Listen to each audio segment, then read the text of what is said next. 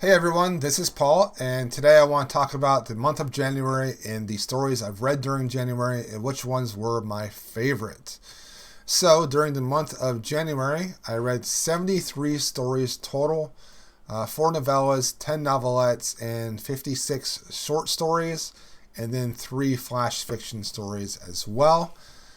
Now, I have to say, I probably spent 50% of my free time reading this last month, so I could definitely read a lot more than what I've read here. So I would like to read more as well. And I've read, Fire Magazine, the new issue of Fire, um, Asimov's, The Dark Magazine, Nightmare Magazine, all of the Beneath Ceaseless Skies issues, Uncanny, Lightspeed, Clark's World, Fantasy and Science Fiction Magazine. I read a story from Slate, a story from Tor.com. I read a few things from Escape Pod and Podcastle. I also read a few things from Strange Horizons. What I didn't get to read was any collections or anthologies. I didn't read anything from like Apex or Fireside Magazine, Kaleidotrope. I didn't read anything from Interzone, or I didn't read anything from Terraform.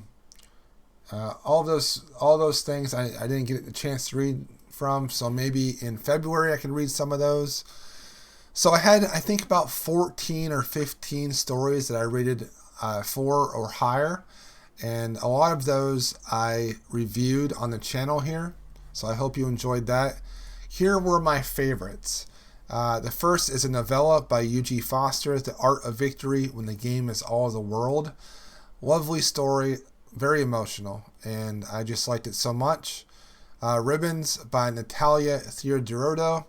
This was another emotional story, which I'm definitely seeing a pattern, a trend. I really like emotional,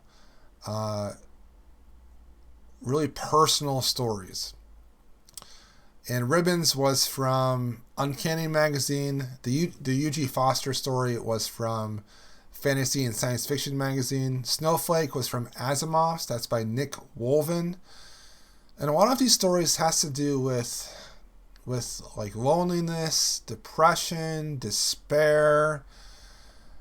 It's just interesting that a lot of these very emotional stories really appealed to me. Intrusions by Margot McGovern. This was the only horror story that I really enjoyed. But I definitely need to find another horror magazine to read, because I feel like I need a third one, because I only have the Dark Magazine and Nightmare Magazine, but I definitely need a third one. So if you have a recommendation, let me know. And then The Lion in the Virgin by Megan J. Kerr. Another emotional, very personal story.